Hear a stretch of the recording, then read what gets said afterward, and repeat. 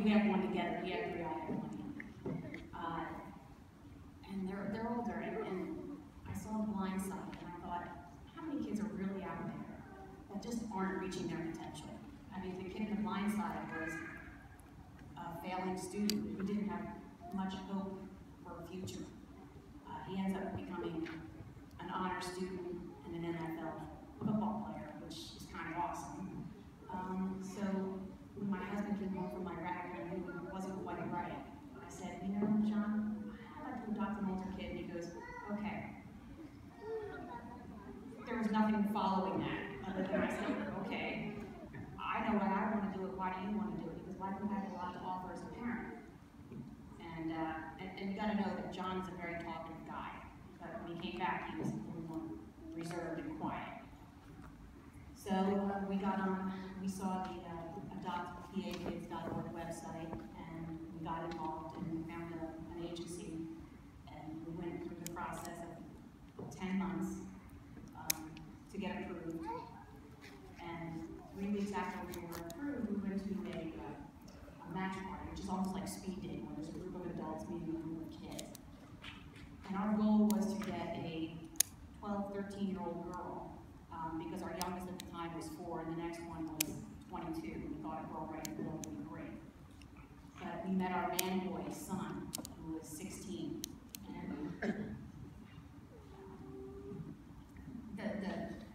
the agencies did a great job of matching us. You know, they took our profile and matched it with his profile. Even though we said we wanted a girl, they said, hey, you have lunch with this boy. We said, okay. So before we met his group, and we sat down, and my husband looked up at him and said, do you play basketball? And he goes, I'm really bad at basketball. Well, our son is almost 6'4", and my handsome husband here is only 5'7". So I said, you know, Johnny was the center of his basketball team in 8th grade. That's where his career ended. And Ethan thought I had just insulted him, but John goes, that's true. And John's an athletic guy. He went to college on a Division I have to say, athletic scholarship for baseball. And this kid was into athletics, and we met in our group and we hit it off. And as I was walking away, he came up to me and he goes, do you always bust on your husband like that? And I said, that's not just him. Everyone kind of gets it from him. And we put his name down, and my husband said, everybody's going to love him. I said, that's okay. I know he's mine. And he put our name down. And then, just like speed dating, we went on a date with our social workers and the boy. And we hit it off, and I said, that's it. He's coming for a visit. He said yes. And apparently, after we left, he said to his social worker, that's my family. We met on June 23rd, 2012. By mid-July, he was in our home. And he had to go back to his foster home. And it's in the middle of the summer, and he's 16, and he's about to start his junior year. He wasn't doing anything in his foster home. And there wasn't a school, there wasn't a job. And I said, well, why does he have to go back? And he said, because he's not yours yet, he has to go back. How long does he have to go back for? A night? I'll bring him back for a night. And he just went and got his stuff. And he came back to us. And he came back with 2 plastic bags. His whole life, 16 years. 2 plastic bags.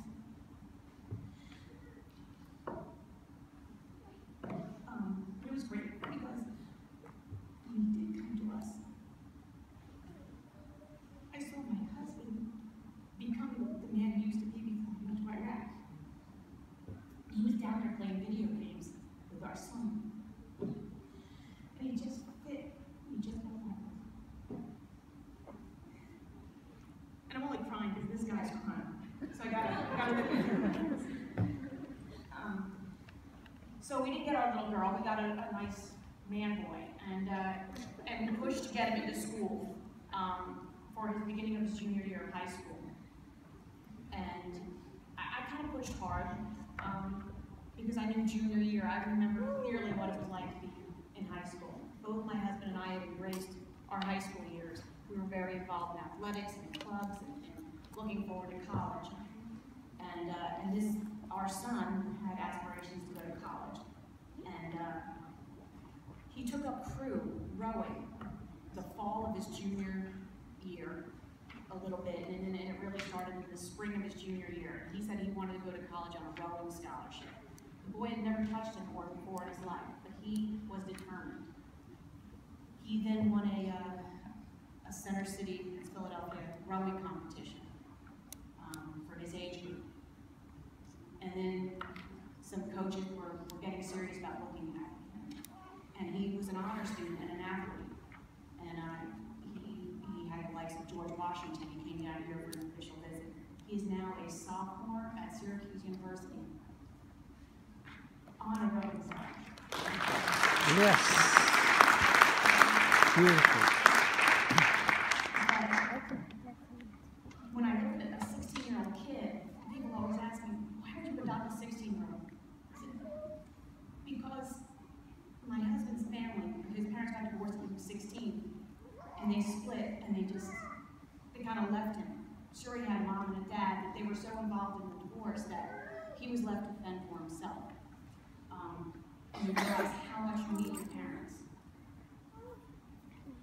So, 2 weeks ago, my son calls me and he says, Mom, my biological mom sent me an email. And I put on my coat face and I try to carry the burden for him and not tell him how he feels, but ask him, what do you want to do about that? And he goes, well, I want to block her, first of all. And I said, okay. And what else? And he goes, well, can you take care of it? I'll take care of it. He didn't want the burden. He turned 20 on Halloween. He needed an adult to take care of that burden for him. And I look at him, I think, sure, he's on an academic scholarship and to an excellent university. But if he didn't have us, it would be very difficult. He is on a full ride. But his rowing, his classes take more than 40 hours a week. If he had to get a job, his classes may suffer. His scholarship may suffer. If he loses his scholarship, he can't afford Syracuse. And quite frankly, neither could we. We got him at 16. We didn't have time to put money away to send him there.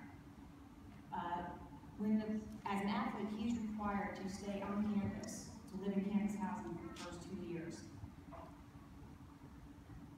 When the campus housing closes at winter break, and spring break, and summer, he would have nowhere to go. He would have no money to go anywhere because he doesn't have a job to support himself. If he had a job to support himself, he would lose what he has. And he is so grateful to us. And he doesn't even really tell us because he treats us like normal parents. And you never tell your parents how much you appreciate them until you're older. But other people tell us that he tells them how much he appreciates us. To us, he's just our son, and he's just being our son.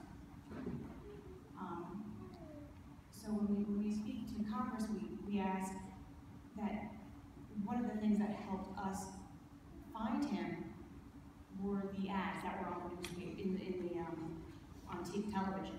So at least we knew that's where we needed to start looking. And then when we got him with his 2 bags of belongings after 16 years, the tax refund and the stipend were very helpful in getting all of the stuff that a kid needs. A bike, a cell phone for a 16-year-old kid. Even in school, they assume that you have a cell phone to communicate. All of this costs money. Clothes. He had 1 pair of sneakers that were worn down.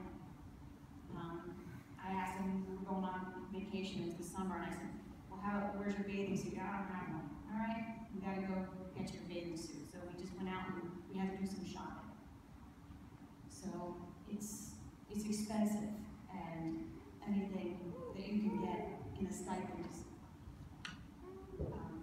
entirely helpful.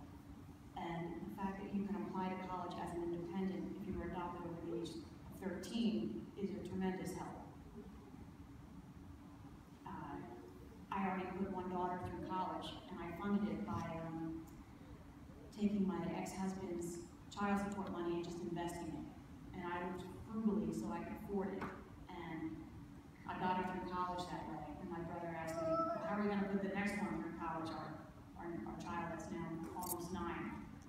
said, well, it won't be through divorce money, but, and I really don't know if I want to go the route of life insurance. So,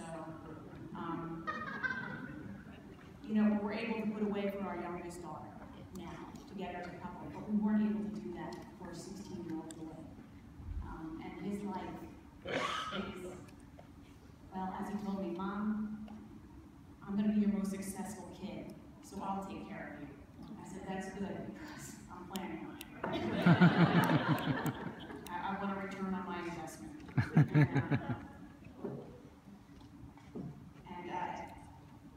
And you know, I went through and I was trying to pull out all the statistics of what happens to children. And the most comprehensive was one from CNN done last year, that 1 in 5 former foster kids will be homeless. Only half will be employed at the age of 24. Less than 3% earn a college degree. And over time, they cost taxpayers over $300,000.